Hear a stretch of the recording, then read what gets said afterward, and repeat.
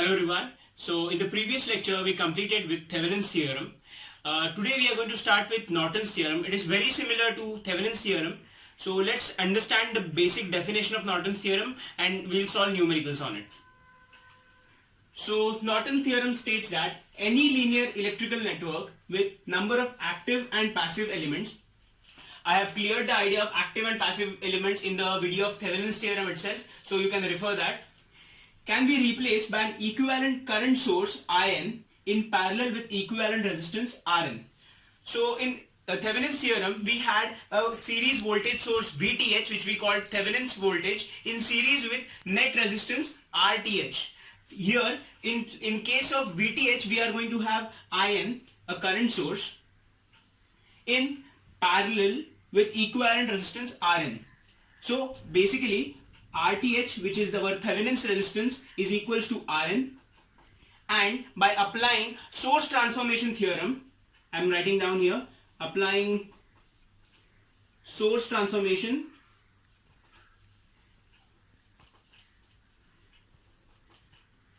this VTH got converted into IN. Okay, so let's understand as we had done it in the Thevenin's theorem.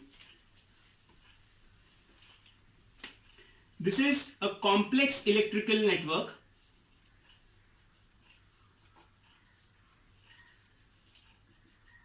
Okay, and I have a load across it. I am going to call that load RL. Since we are learning the DC section of circuit theory, we will only consider resistor as our load. So this is resistor. This complex electrical network will be converted into a current source IN in parallel with equivalent resistance Rn. Okay, so this circuit diagram will get converted into this, something like this.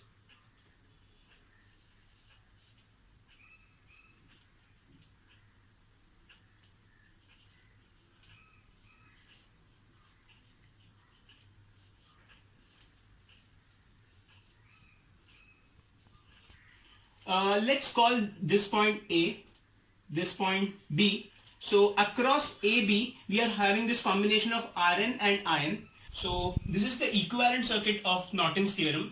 Now let's understand the whole concept with the help of numericals. Let's begin. Here I have electrical network. Now we have to find the Norton's equivalent circuit. So what are the essential elements we have to find? First is IN, that is a Norton's current, Rn, Norton's equivalent resistance, and IL. We will find IL when we will connect a load across it, connecting RL across output terminals and finding current across it. Okay, so IL will be the current flowing in the load resistor, which will be connected across A and B. A and B are the output terminals in this case. So let's understand this question step by step. Step number 1. Find Rn. Now, as I had mentioned, this is very similar to solving a question of Thevenin's theorem.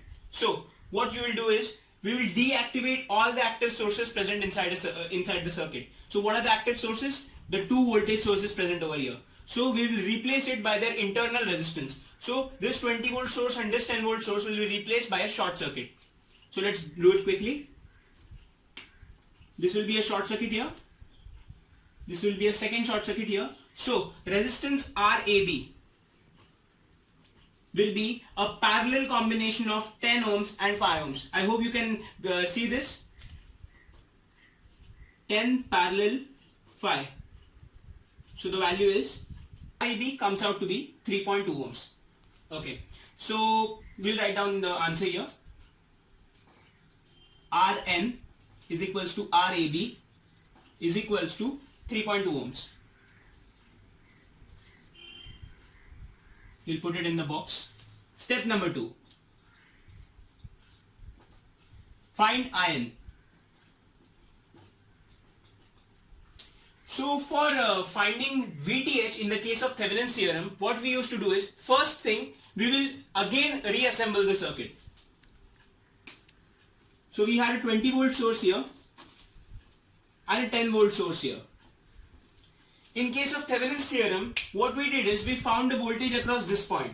Now, in Norton's theorem, when we have to find IN, what we are going to do is, we will first short circuit this port. AB is our output port and we are going to short it. Output port shorted. And our IN is the current flowing across this short circuit line. IN is equals to ISC. I is the short circuit current. Okay. Why I call it short circuit? Because it is the current flowing across this short circuit line. Okay. So IN is I short circuit. Fine. So let's try to solve this question. So we have various options to solve this question: superposition theorem, mesh analysis, nodal analysis. In the Thevenin's theorem, we use nodal analysis for solving questions. Here we are going to use mesh analysis. So in this circuit we have two meshes, mesh 1, mesh 2. So I1 is my mesh current 1, I2 is my mesh current 2. Okay, so mesh 1, we'll be applying KVL. 20 minus 10 I1 is equals to 0.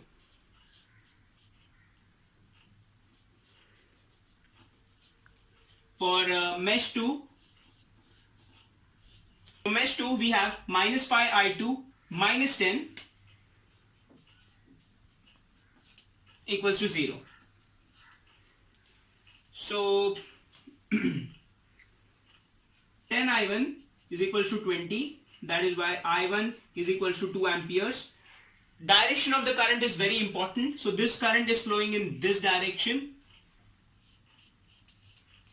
Number 2, 5I2 is equals to 10, is equals to minus 10. That is why I2 is equals to minus 2 amperes flowing in this direction. So the actual direction of current I2 is opposite. I2 is equals to 2 amperes flowing in this direction. Okay, so I2 is flowing in this direction. So our IN is basically the summation of I1 and I2. This is my I1, this is my I2. IN is equals to I1 plus I2. That is why IN is equals to 4 amperes. Flowing in which direction? In the downward direction. Okay, so we'll write down the value. IN is equals to 4 amperes. So we have found out both IN and RN, which was required for finding the equivalent of Norton's circuit. Let's draw the Norton's equivalent circuit. This is going to be my IN. We have found out IN to be 4 amperes. We are going to have a parallel resistance RN. This is my RN. The value is 3.2. And these are my output terminals A and B. Now, this IL will come into picture only when we connect a resistor across this point. Let's suppose this resistor is 1 ohm, which is my load resistor RL. Now, IL is the current flowing through this. We can easily find IL by using our current divider rule. IL is IN into RN upon RN plus RL. Okay, so IN's value is 4 amperes.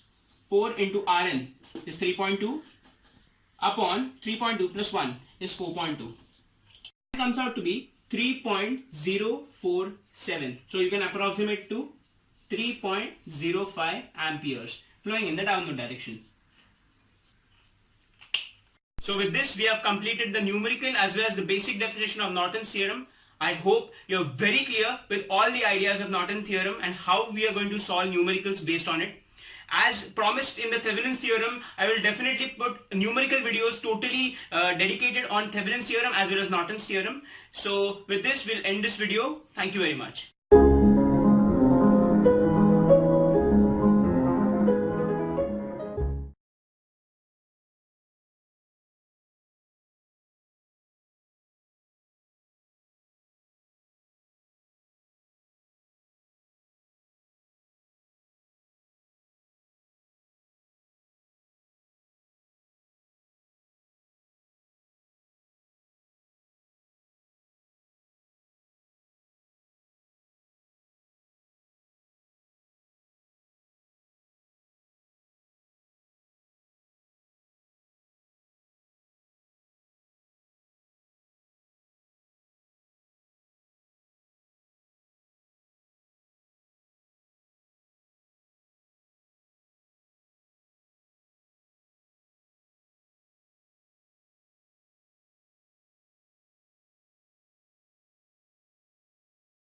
comes out to be 3.047. So you can approximate to 3.05 amperes flowing in the downward direction.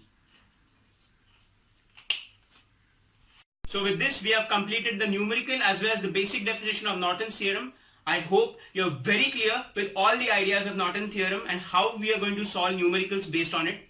As promised in the Thevenin's theorem, I will definitely put numerical videos totally dedicated on Thevenin's theorem as well as Norton's theorem. So with this, we'll end this video. Thank you very much.